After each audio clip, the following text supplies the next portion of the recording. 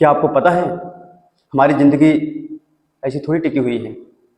हम सोचते हैं सिर्फ हम भोजन से जिंदा हैं, नहीं। आखिर में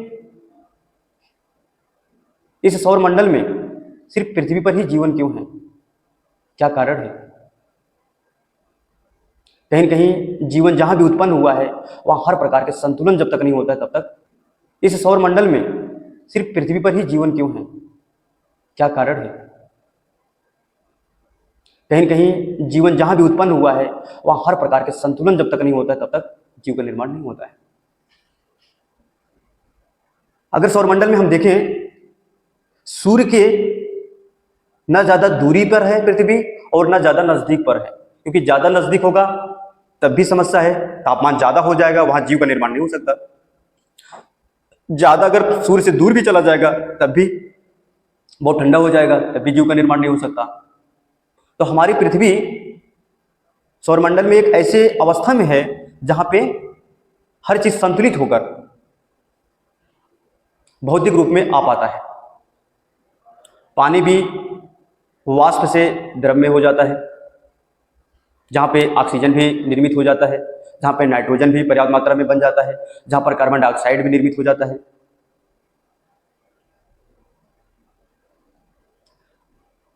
तो इस प्रकार से पृथ्वी पर जीवन निर्मित हुआ धीरे धीरे संतुलन के कारण।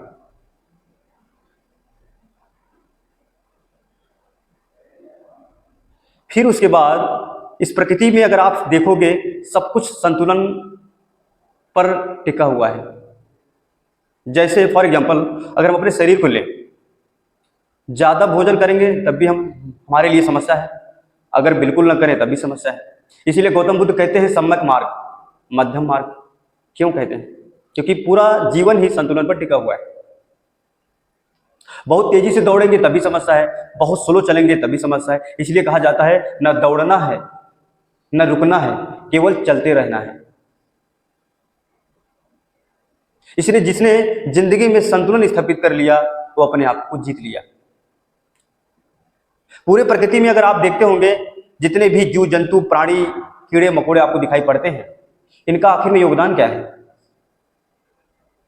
इन सब का एक ही योगदान है, संतुलन स्थापित करना।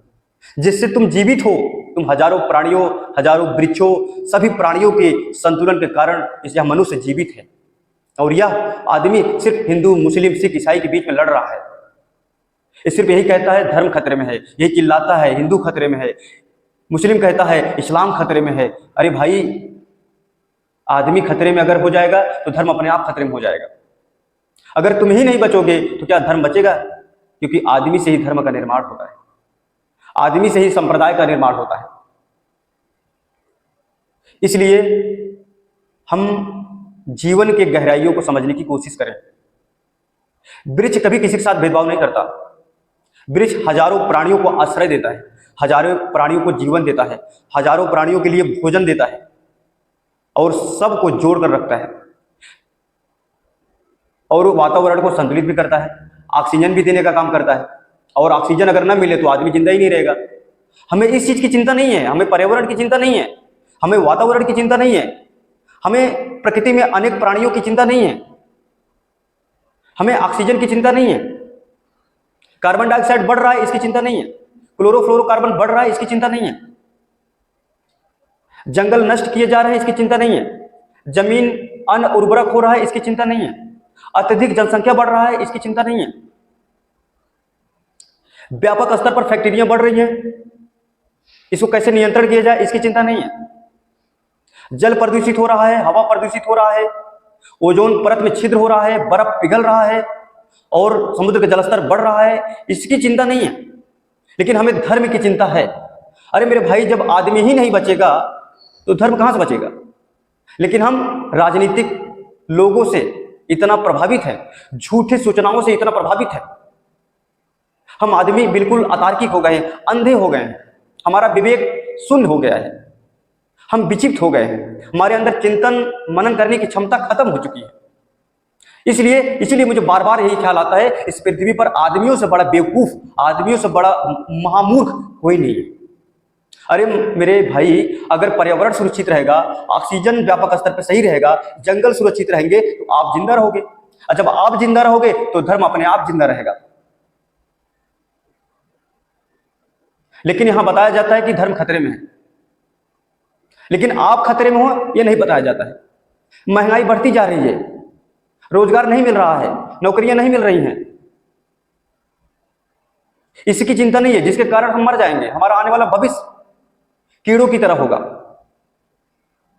इसकी चिंता नहीं है। लेकिन हम काल्पनिक लालसा में एकदम संलिप्त हो गए, काल्पनिक सूचनाओं में, झूठे अफवाहों में, झूठे सूचनाओं में तुमको इतना ब्रेन वॉश कर दिया गया है, तुम्हारा दिमाग काम ही नहीं करता है, तुम्हारा सोच विचार सब बंद हो गया है, तुम एक मूर्खता की तरफ बढ़ रहे हो, महामूर्खता की तरफ। आज के दौर में मनुष्य से ज्यादा जानवर बेहतर है, आज के दौर में मनुष्य से ज्यादा हर एक कीड़ा मकोड़ा बेहतर है। मनुष्य अब कीड़े मकोड़े और जानवर की से ज्यादा बदतर स्तर पर गिर गया है। मनुष्य से ज्यादा बेवकूफियां इस पृथ्वी पर कोई नहीं कर रहा है। इसने सभी प्राणियों के घर छीन लिए, सभी के जमीन छीन लिए, जंगल काट डाला, जमीन की खुदाई कर पत्थर निकालने में सब अस्त व्यस्त कर दिया। पानी धीरे धीरे कम होता जा रहा है, स्तर धीरे धीरे कम होता जा रहा है। पानी संकट में है, इसका ख्याल नहीं है। सही समय पर बारिश नहीं हो रही है, क्यों नहीं हो रही है इसकी कोई चिंता नहीं। धीरे धीरे प्रकृति नष्ट हो रही है, इसकी कोई चिंता नहीं। गर्मी बढ़ रही है, सूर्य का तापमान बढ़ रहा है, इसका कोई चिंता नहीं। जो कि असल मुद्दा यह है जिससे हमारा अस्तित्व खतरे में है। लेकिन हमको बताया जाता है तुम्हारा धर्म खतरे में, हिंदू खतरे में है, मुस्लिम खतरे में है, ईसाइयत खतरे में है, लेकिन कोई सही सही नहीं कहता कि आदमी खतरे में। जब आदमी ही नहीं बचेगा इस पृथ्वी पे तो क्या बचेगा? सब अपने आप मिट जाएगा, फिर उसे कोई न बचा पाएगा। इसलिए हर मनुष्य का दायित्व तो है, खुद को बचाना है तो पर्यावरण को बचाना होगा, खुद को बचाना है तो प्रकृति के हर अंगों को, हर तत्वों को सुरक्षित रखना पड़ेगा, उसे सही ढंग से सदुपयोग करना पड़ेगा। नहीं तो तुम्हारी बेवकूफी के कारण कुछ बुद्धिमान लोग भी इसी में पिस जाएंगे। तुम्हारे बेवकूफी के कारण तुम तो मरोगे ही, लेके डूबोगे। इसलिए मेरे मित्र, चिंतन करो, विचार करो, सोचो, समझो, अपने आंखों से देखो, कल्पनाओं की दुनिया में मत जाओ, व्हाट्सएप की दुनिया में मत जाओ। व्हाट्सएप यूनिवर्सिटी से गलत सूचनाओं में आप ब्रेनवॉश होते जा रहे हो। अपने आंखों से भी देखो, चिंतन करो, विचार करो, मनन करो, क्या सच्चाई है, थोड़ा अपने आप से भी पूछो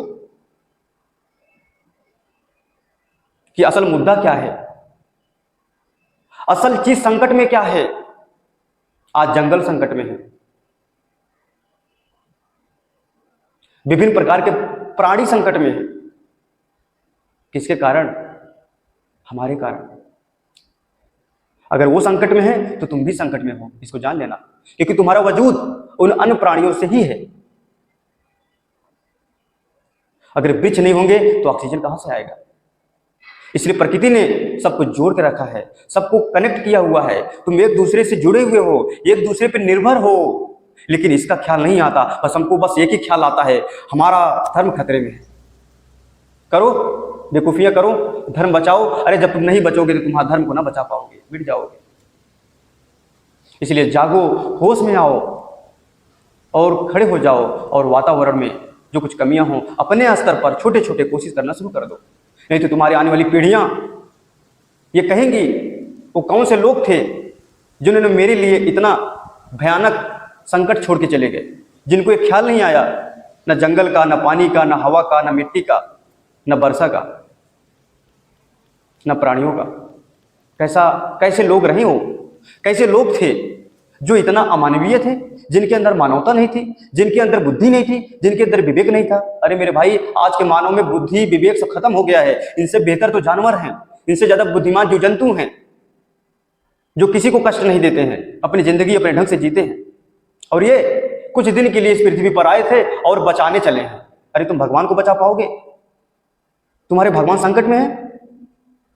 जो चीज संकट में हो सकता है इसका मतलब वो कमजोर है, तुम मजबूत हो, तुम धर्म को बचाओगे। अगर तुम धर्म को बचाओगे तो मजबूत कौन हुआ? तुम। धर्म नहीं। इसलिए मेरे दोस्त, धर्म कभी संकट में नहीं हो सकता, क्योंकि जब तक तुम संकट में नहीं होंगे, खुद को मजबूत बनाओगे, तो धर्म अपने आप मजबूत हो जाएगा। इसलिए विचार करो। बस आज इतना ही।